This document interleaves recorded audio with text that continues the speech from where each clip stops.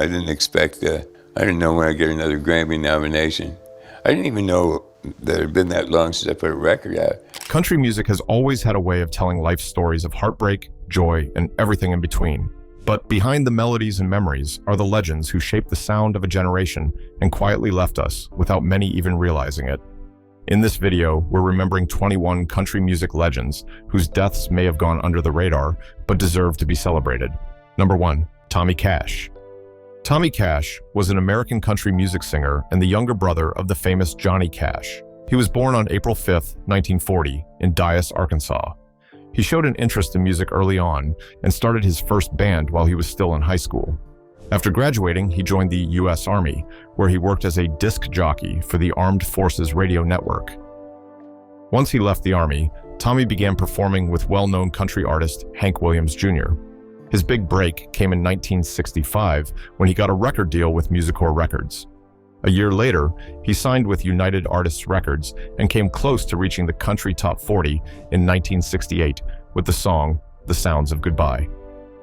In 1969, Tommy released his most successful song, Six White Horses, which paid tribute to John F. Kennedy, Robert F. Kennedy, and Martin Luther King Jr. He followed that with 2 top 10 hits in 1970, One Song Away and Rise and Shine, both written by Carl Perkins. His last major hit was I Recall a Gypsy Woman in 1973, which made it into the top 20. Besides music, Tommy also did some acting, appearing in the 2016 film The River Thief. He continued to perform live into his later years, with tours as late as 2016. However, Tommy Cash passed away on September 13, 2024, at the age of 84. The exact cause of his death wasn't publicly shared. His passing came nearly 21 years after his brother Johnny's death. Number 2, Luke Bell. Luke Bell was a country musician known for playing classic honky-tonk music with charm and a unique yodeling style. Rolling Stone magazine said he brought old-time country music to life better than any voodoo spell ever could. Bell was born in Lexington, Kentucky, and grew up in Cody, Wyoming. He graduated from Cody High School in 2008 and briefly went to college in Laramie, Wyoming, before dropping out. In 2012, he moved to Austin, Texas, where he recorded his first album, which he produced himself. Later, he moved to Nashville, Tennessee, and released 2 more albums, the last one in 2016. Sadly, while in Tucson, Arizona, in August 2022, Luke disappeared after his friend went out to eat. He was found dead 9 days later at the age of 32. He had been struggling with severe bipolar disorder and had recently changed his medication. His family confirmed that his mental health issues played a role in his death. Later, officials stated that he died from fentanyl poisoning on August 26, 2022. Number 3, John Prine. Early stuff like Sam Stone, I mean, I knew that. John Prine was one of the most influential songwriters of his generation, known for blending humor, heart, and social commentary in a style that was both accessible and profound. His songs tackled everyday life, love, loss, and politics, often mixing satire with deep emotional resonance. Beginning his career in the early 1970s, Prine earned immediate acclaim for his self-titled debut album and remained an active performer and recording artist for nearly 5 decades. Prine was married 3 times, first to his high school sweetheart Ann Carroll, then to bassist Rachel Peer, and later Fiona Whelan, who became both his wife and his manager. After releasing several albums with Atlantic and Asylum Records, Prine co-founded his own independent label, Oh Boy Records. His final album, The Tree of Forgiveness, was his highest charting release, debuting at number 5 on the Billboard 200. Prine faced serious health challenges, surviving cancer twice. In 2020, he passed away from complications related to COVID-19. That same year, he was awarded the Grammy Lifetime Achievement Award, cementing his legacy as a vital voice in American music. Number 4, Justin Townes Earle. I think that it was, I'm like every kid or every person my age. It's like when I was, 12 and 13, Nirvana was the biggest thing in the world. Justin Townes Earle was an American singer-songwriter and musician known for blending folk, country, and Americana styles into a soulful, honest sound. After releasing his debut EP Yuma in 2007, he went on to release 8 full-length albums, including acclaimed works like Midnight at the Movies and Harlem River Blues. His talent was recognized early on, earning him the Americana Music Award for Emerging Artist in 2009 and Song of the Year in 2011 for Harlem River Blues.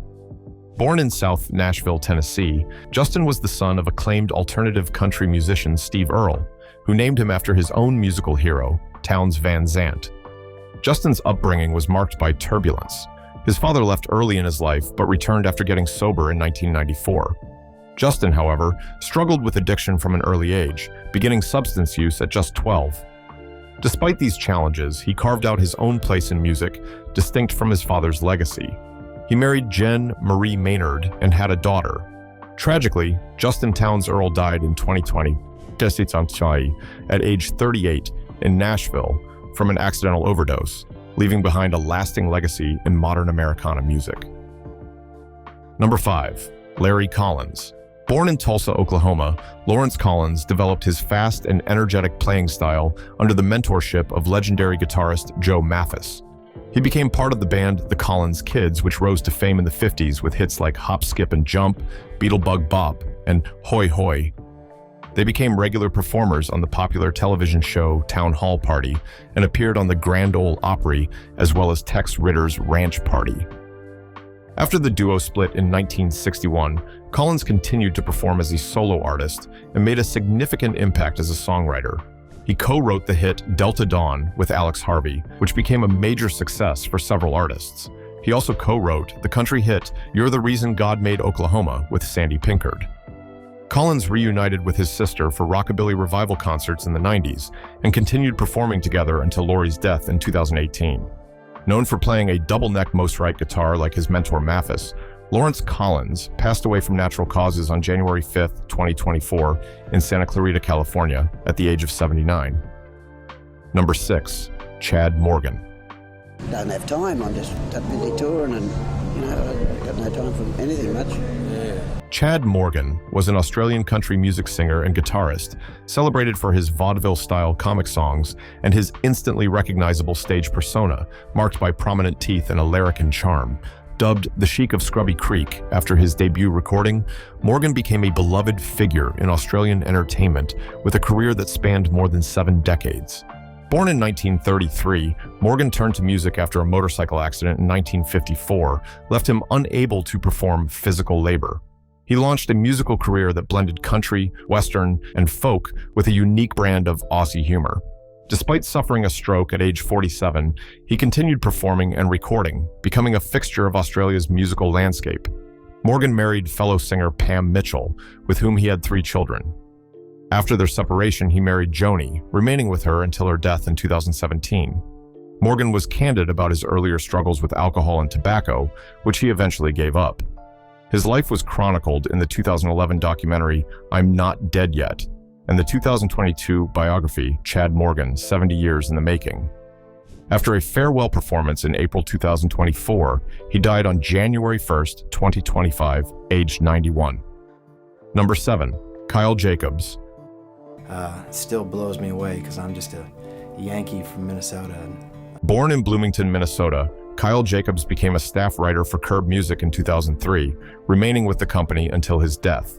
He was known for his ability to craft emotionally resonant songs on both piano and guitar.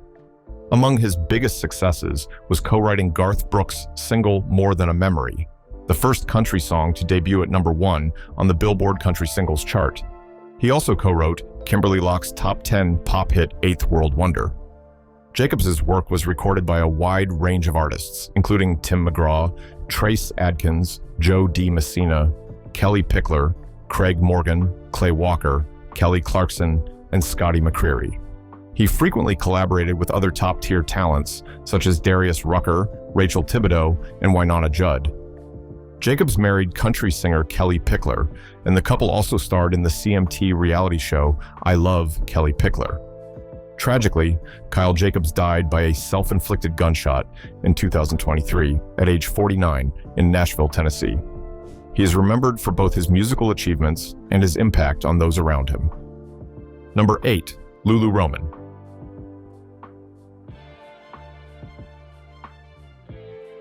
Best known for her role on the long-running comedy music show Hee Haw, Lulu Roman was born Bertha Louise Habel in Pilot Point, Texas. She faced health and family struggles from an early age, including being raised in an orphanage and coping with a thyroid condition. She adopted the name Lulu during her early career as a performer in Dallas nightclubs, where she was known as the world's biggest go-go dancer. Her comedic talent caught the attention of country star Buck Owens, leading to her casting on Hee Haw. During her time on the show, Roman battled substance addiction, but eventually turned her life around through Christianity. This transformation led to a new career in Southern gospel music, resulting in over a dozen albums. She earned a Dove Award in 1985 and was inducted into the Country Gospel Music Hall of Fame in 1999. Roman also acted in films and TV shows and worked with Compassion International. Her 2013 album, At Last, featured duets with major artists. Lulu Roman died on April 23, 2025, at age 78, from heart failure at her home in Bellingham, Washington. Number 9. Michael Rhodes. Michael Rhodes was a renowned bassist whose exceptional talent left a lasting mark on country music. Over a career that spanned several decades, Rhodes became one of Nashville's most in-demand session musicians, contributing to countless recordings across the genre. He played on major hits like I Hope You Dance by Lee Ann Womack and How Do I Live by Leanne Rimes, and worked on albums by Vince Gill, Rodney Crowell, and Roseanne Cash. Respected by peers and artists alike, Rhodes was named Bass Player of the Year 10 times by the Academy of Country Music. In recognition of his outstanding contributions, he was inducted into the Musicians Hall of Fame in 2019. Beyond studio recordings, Rhodes also toured with top-tier artists, including Reba McEntire, Dolly Parton, and Wynonna Judd. His signature sound and professional excellence made him a cornerstone of many iconic country records. Michael Rhodes passed away on March 4, 2023, at the age of 69. He is remembered not only for his musical talent, but for the legacy he built as one of the most respected bassists in country music history. Number 10. Joël Sonnier. Joël Sonnier was an American singer-songwriter and accordionist known for his contributions to country and Cajun music. Born in Rayne, Louisiana, to French-speaking sharecroppers, Sonnier began playing accordion at age 3 and recorded music by age 11. As a teenager, he released several independent singles and albums. He initially signed with Mercury Nashville Records in the 70s, but had limited success. Sonnier shifted focus to Cajun music the next decade, releasing albums on the independent Rounder Records label, earning Grammy nominations for his work. Later, he returned to country music with RCA Records, scoring top 10 hits with No More One More Time and a cover of Tear-Stained Letter. His solo career slowed in the 90s, but he remained active as a session musician and collaborated with other Cajun artists. In 2009, Sonnier was inducted into the Louisiana Music Hall of Fame. He won a Grammy in 2015 for Best Regional Roots Music Album. Sonnier also made a cameo on HBO's True Detective. He died of a heart attack on January 13, 2024, after a performance in Llano, Texas, at age 77. In 2017, he revealed in a self-published book that he had Asperger's syndrome. Sonnier's legacy endures as a beloved figure in Cajun and country music. Number 11. Duane Eddy. Yes, I did, Dick. I caught a big 210, well... Duane Eddy was a pioneering American rock and roll guitarist whose distinct, twangy sound helped shape the landscape of popular music. Working with producer Lee Hazelwood, Eddy crafted a series of instrumental hits, including Rebel Rouser, Peter Gunn, and Because They're Young. His innovative use of the lower strings of the guitar, echo effects, and powerful riffs earned him widespread acclaim and commercial success. By 1963, he had sold over 12 million records. His style left a lasting imprint on generations of musicians, influencing iconic artists like The Ventures, The Shadows, George Harrison of the Beatles, Bruce Springsteen, Steve Earle, and Marty Stewart. Eddy was also part of the historic first issue of the Billboard Hot 100 in 1958, and he remained the last surviving artist to have charted in its top 10 until his death. His career spanned decades, and he remained an enduring figure in American music history.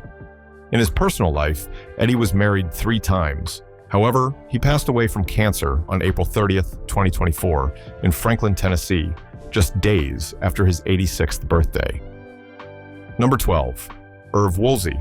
Irv Woolsey, a veteran music industry promoter and longtime manager of George Strait, died in 2024 at age 80 in Clearwater, Florida.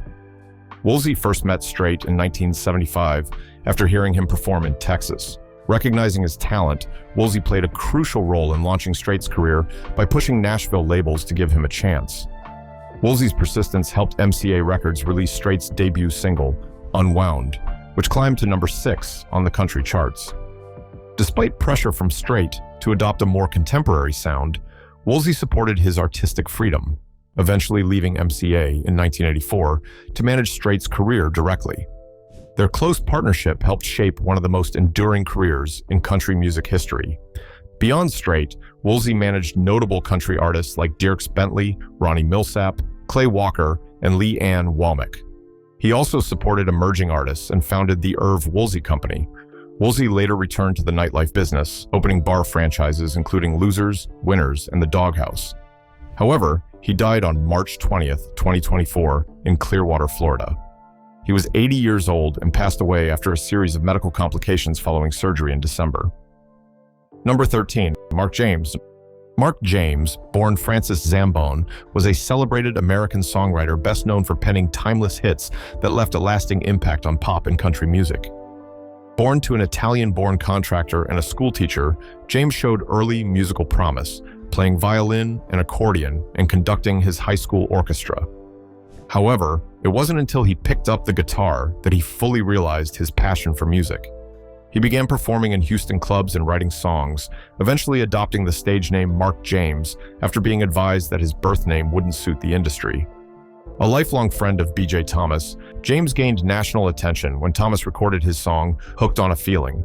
James went on to write several iconic tracks, including Always on My Mind, a hit for Willie Nelson and Elvis Presley, and Suspicious Minds, one of Presley's most beloved singles. James's songwriting resonated across genres, with artists like Brenda Lee also recording his work. In his personal life, James was married twice and had 2 daughters, one from each marriage. He passed away on June 8, 2024, at his home in Nashville, Tennessee, at the age of 83. His songs remain enduring favorites, securing his legacy as one of the great American songwriters. Number 14, Margot Smith. Is that it's a very comfortable setting, and that there are so many caring people that are here. Margot Smith was an American country and Christian music singer-songwriter known as the Tennessee Yodeler for her distinctive yodeling. She gained success in the 70s with several country hits, including 2 #1 songs on the Billboard Hot Country Songs chart. Born and raised in Ohio, she learned to sing and yodel as a child. After graduating high school, Smith pursued a career in education and taught elementary school for nearly a decade while raising a family. In her 30s, she transitioned to music full-time, releasing her debut album, I'm a Lady, in 1971. By 1975, she signed with 20th Century Fox Records and achieved her first major hit, There I Said It, followed by other popular songs like Take My Breath Away. In 1979, Smith changed her musical style with the single Still a Woman, briefly boosting her commercial success. Soon, she regretted this change and left her record contract. In the 90s, Smith shifted to Christian music, collaborating on award-winning albums with her daughter Holly. Smith continued performing later in life from her Florida home. She survived a serious car accident in 2014 and battled pneumonia in 2016, but passed away in 2024 at age 84 from complications of a stroke. Number 15, Joe Scaife. Known for shaping numerous mainstream country hits over a 25-year career spanning the late 20th and early 21st. Joe Scaife produced iconic tracks such as K.T. Oslin's 80s Ladies, Billy Ray Cyrus's Achy Breaky Heart, and Gretchen Wilson's hits Redneck Woman and Here for the Party. A defining strength of Scaife's career was his talent for spotting promising new artists and matching them with the perfect country songs that showcased their unique style. Scaife grew up in a musical family, learning record production from his father, Cecil Scaife, a respected record executive. He attended Belmont University, where his family's advocacy played a crucial role in the founding of Belmont's music business program. This initiative eventually evolved into the Mike Curb College of Entertainment and Music Business. Over his career as a producer, engineer, and singer, Joe Scaife contributed to the sale of over 80 million records, cementing his influence on the country music industry. Along with his two sisters, he established the Cecil Scaife Endowed Scholarship to support future students pursuing careers in music. Joe Scaife passed away in Franklin, Tennessee on June 12, 2024, at the age of 68, leaving behind a lasting legacy in the music world and higher education. Number 16, Ronnie Stoneman. Very handsome to look at. Ronnie Stoneman, widely known for her comedic role on the long-running country variety show Hee Haw, was a trailblazer in country and bluegrass music. Born on May 5, 1938, she was the youngest daughter of Ernest "Pop" Stoneman, a pioneer in early country recording. Ronnie joined the Stoneman family band in 1957, becoming a standout banjo player in a group that helped revitalize her father's career after the Great Depression. The Stonemans rose to fame with appearances on shows like Arthur Godfrey's Talent Scouts and became a touring sensation, playing at the White House, the Grand Ole Opry, and hosting their own TV series, Those Stonemans. In 1967, they were honored with the Country Music Association's Vocal Group of the Year Award, and in 2021, the family was inducted into the International Bluegrass Music Hall of Fame. After her father's death, Ronnie carved out a solo career and achieved widespread fame on Hee Haw in the 1970s. While she occasionally played banjo, it was her portrayal of the hilariously bold Ida Lee Nagger that endeared her to audiences. She remained active in performing for decades, often with her sister Donna, and continued to celebrate traditional American music. Ronnie Stoneman passed away on February 22, 2024, at the age of 85, remembered as both a gifted musician and a beloved entertainer. Number 17, John David Souther. The song was You're Only Lonely. The year was 1979. J.D. Souther was a pivotal figure in shaping the Southern California sound, playing a crucial role in the evolution of 1970s American rock and country rock. Renowned as a gifted songwriter, Souther significantly influenced an entire generation of musicians. His songwriting credits include some of the Eagles' most iconic hits, such as Best of My Love, Victim of Love, Heartache Tonight, and New Kid in Town, all of which helped define the era's musical landscape. How Long, which the Eagles later recorded for their 2007 album Long Road Out of Eden, originally appeared on Souther's debut solo record. As a solo artist, he also found success with two major hits, the heartfelt You're Only Lonely and Her Town Too, a poignant duet with James Taylor. In addition to his music, Souther dabbled in acting, appearing in television shows and films. He also joined the Eagles during their 2008 farewell tour, reflecting his enduring connection to the band. Souther's personal life included a brief marriage to Alexandra Slywin of Honeylighted and high-profile relationships with Linda Ronstadt and Stevie Nicks. He also inspired Judy Sill's song, Jesus Was a Crossmaker. He later moved to Nashville and married Sarah Nicholson from Ireland in 2004. They divorced in 2010. J.D. Souther passed away at his home in Sandia Park, New Mexico on September 17, 2024, at the age of 78. He was preparing to embark on a new tour with fellow songwriter Carla Bonoff just days before his death. Number 18, Joe Bonsall. Celebrating 50 years of being together like we are. Joe Bonsall was an American singer best known as the tenor vocalist for the Oak Ridge Boys from 1973 until 2023. Throughout his time with the group, he contributed to numerous chart-topping hits. He also had a solo success when he featured as Cat Joe Bonsall on Sawyer Brown's single Outgoin' Cattin'. Born in Philadelphia, he was the son of World War II veterans Joseph Sloan Bonsall Sr. and Lily Maud Collins, and had a sister named Nancy Marie. Before joining the Oak Ridge Boys, Bonsall sang with the Keystones, a gospel group from the northeastern U.S. Aside from music, he was a prolific author. In 1997, he released a 4-part children's book series called The Molly Books, followed by G.I. Joe and Lily in 2003, chronicling his parents' wartime experiences. He also wrote On the Road with the Oak Ridge Boys, An American Journey from My Perspective and An Inconvenient Christmas. His memoir, I See Myself, was published posthumously in November 2024. Bonsall and the Oak Ridge Boys were inducted into the Country Music Hall of Fame in 2015. In 2022, he missed tour dates due to a pulmonary embolism and began performing seated in 2023 due to mobility challenges. On January 3, 2024, he announced his retirement because of a slow-onset neuromuscular disease, later identified as amyotrophic lateral sclerosis, which he had been diagnosed with in 2019.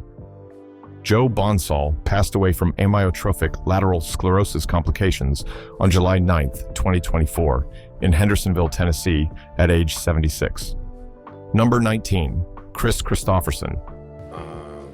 Boy, I ought to know the answer to that one. I've probably been asked that more than anybody else. Kris Kristofferson was a groundbreaking figure in the 1970s outlaw country movement, known for moving away from the polished Nashville sound to a more raw and reflective style. Some of his best-known songs, such as Me and Bobby McGee, For the Good Times, Sunday Morning Comin' Down, and Help Me Make It Through the Night, became major hits for other artists. Born in Brownsville, Texas, Kristofferson's family moved to San Mateo, California during his youth. He briefly served in the military in the early 60s. After releasing one single with Epic Records, he signed with Monument Records, where he recorded 10 albums. Over his career, he also worked with Mercury, Justice, Atlantic, New West, and KK Records. In 1971, Kristofferson debuted as an actor in The Last Movie and spent much of the 70s in Hollywood. His notable films include Cisco Pike, A Star is Born, Convoy, Heaven's Gate, and the Blade trilogy. Between 1985 and 1995, Kristofferson was part of the country supergroup The Highwaymen. He charted 12 times on Billboard's Hot Country Songs, with Why Me and Highwayman reaching number 1 in 1973 and 1985. He was inducted into the Country Music Hall of Fame in 2004 and received the Grammy Lifetime Achievement Award in 2014. Kristofferson won 3 Grammys from 13 nominations. He passed away in 2024 at age 88, 3 years after retiring. Number 20, Toby Keith. And if you'll work every day of your life, you'll get luckier and you'll be more productive. And Toby Keith Koval rose to fame in 1993 with his debut hit, Should Have Been a Cowboy. Throughout the 90s, Keith released 4 studio albums, all certified gold or higher. His 1999 single, How Do You Like Me Now, became the top country song of 2000, boosting his career.